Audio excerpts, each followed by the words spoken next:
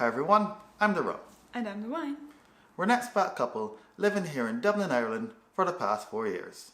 We make videos about what it's like to move to Ireland, as well as living, and not just living, but thriving, and enjoying ourselves here and being good little expats. So if any of that sounds interesting to you, please do subscribe. So today we want to talk about how to prepare for a move. It's not necessarily related to Ireland. It's like, I guess anywhere where you move house, you need to prepare. The reason we also talk about it is because we realized how hugely that paid off, because then we decided to move spontaneously 3 weeks early. Yeah, you may have to see the video. To that. I'm gonna put it somewhere here. Oh, it's great. Please do watch it. Was much more fun telling it than living through it. It was a very stressful experience still. But it really paid off all the work we did before to prepare for the move to help us make it happen. So our actual first action was to do a spring clean and to throw out everything that we may not want to carry or that's just old and expired. The funny thing is that it was during our initial spring clean that we had the idea to move. So we even preemptively prepared for that. So the interesting thing is that if you look at the back of your cupboards, there are some expired things that you don't even know that you have. For example, we found like there were food items and so on like that, which would have come out when phones were still in single digit numbers. You remember that? Remember your iPhone 9? Years ago. Did I say 9? See, I meant the 8, but apparently Apple can't count in order. This is why I'm an Android user. So, besides throwing out the expired stuff, you can really organize your stuff. Just imagine that you have Marie Kondo right there next to you, watching and judging everything that you do. If that doesn't help you properly organize, I don't know what will. So our next step was to organize the transport for the move. We looked at some different options. So of course you could go with a moving company and they take care of a lot of stuff for you. But at first we were being cheap. We were like, yeah, we'll just rent a van. Let's see what options are there. And so, for example, in Dublin we have go-car, which is like you rent a type of car and then you bring it back just for a few hours or for a day. And we realized they also have vans that they know people will want to use for moving. So we're like, grand, perfect, that's it. So that was our original plan. If you go with the movers, usually you get boxes from them to store your stuff in. If you don't, you gotta get your boxes from somewhere else. So we actually found a moving company that sells just the boxes by itself. And we also realized you don't just want boxes, you want tape. Lots of tape, like a really big roll of tape. And you want bubble wrap. Yes, you pretty much do want that nice, wonderful bubble wrap. Don't burst it, because that's a Doctor Who joke for any of y'all that get that. But seriously, if you're trying to be more frugal, you can also use some clothes that you're not currently wearing to go into the pack. And speaking of clothes, what we also did is to rearrange or roll our clothes. We'll put a link in the description to a video to show you how to do that. So we could take up as little space as possible and stuff as much clothes as we can into whatever box or container we were using. So once the boxes arrived, we pretty much started packing them already. We were over a month from moving away at that point. And looking back, that wasn't actually too bad, because starting to pack them, it gave us an understanding of how much could we fit in one box, how much stuff do we have, like why do we have so much stuff? And made us realize maybe we need a bit more containers to put stuff in. So it gave us a bit more leeway than when we had to rush everything, that at least a big part of the packing was already done. All the stuff we don't usually use was already in boxes. And it made the whole process a bit easier. I did learn a few things about packing while we were doing that. We realized it does make sense, like the Ram already said, to put the clothes in with some other stuff as packing. But also because our first thought was, let's put the clothes in the suitcase, because that's where to go when you go on holiday. Makes sense, right? But we also realized the suitcase with the handles and it's easy to grip probably makes sense to put heavier items into, just because it's easier to maneuver than the boxes. So we ended up moving the clothes out of the suitcases into the boxes. Another thing about the boxes is, and I literally wrote this down, but while we were packing I was taking notes about like what could be useful tips. And one thing I wrote down was just like, weight is evil.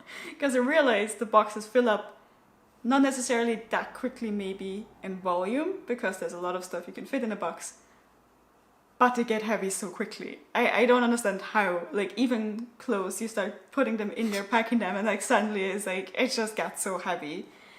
In the end, it was perfectly fine, because it turns out when we went with the movers are very strong. They were throwing around the boxes, like gently, they were like throwing them. But like basketball throws.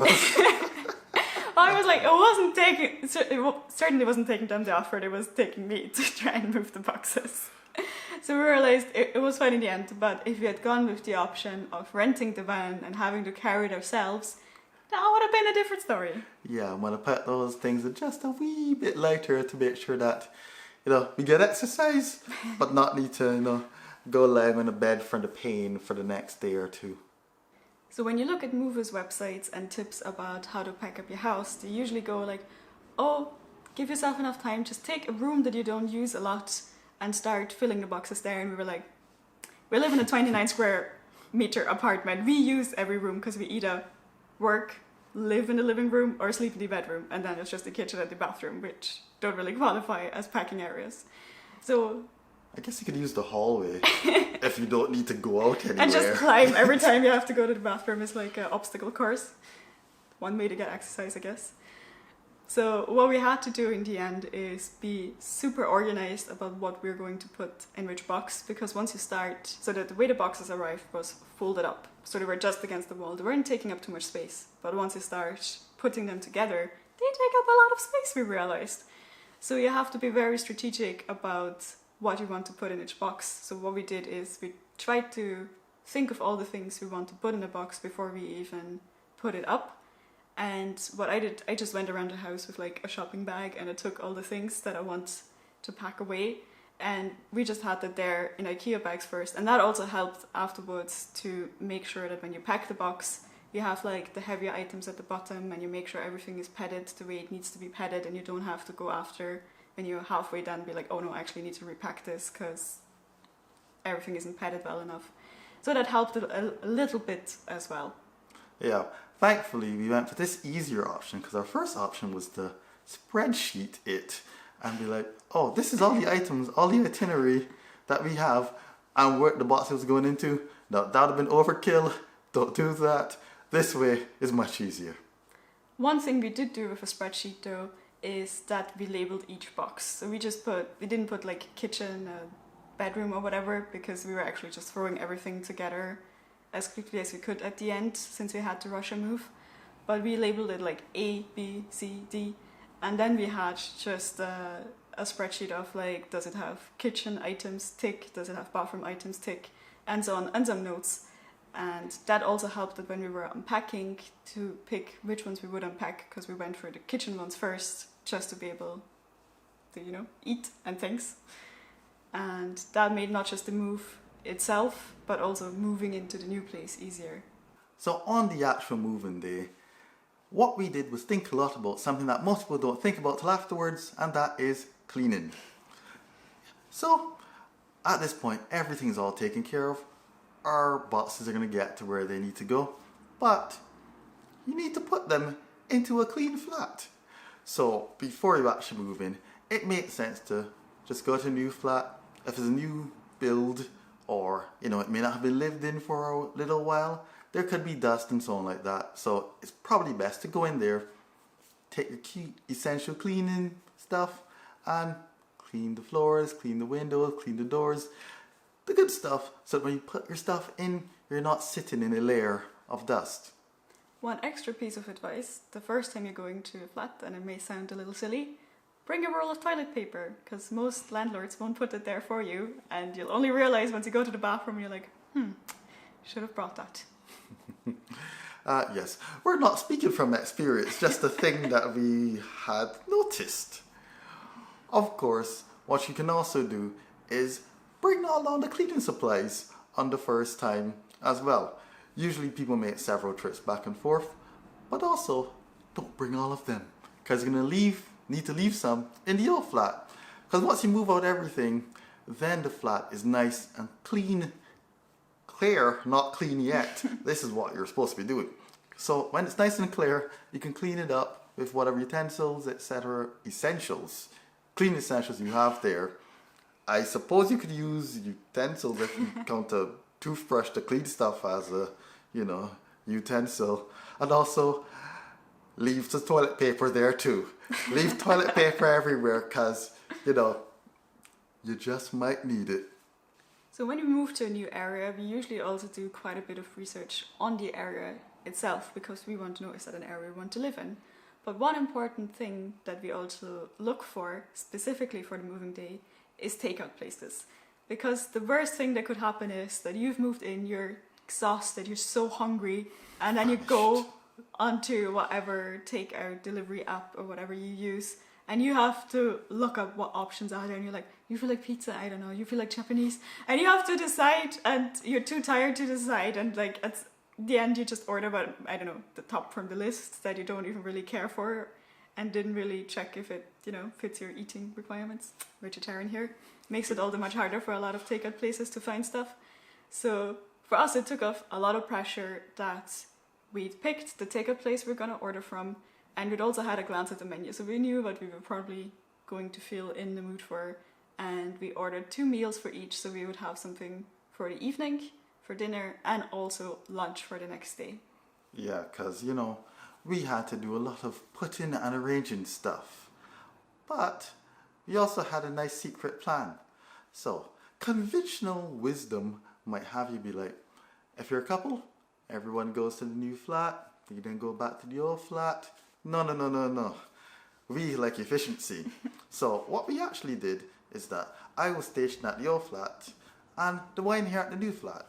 So when it was to pack, we kind of sent off the movers. So everything ended up over here. Well, I stayed back in the old flat to clean. So basically, simultaneously, there was cleaning and packing happening.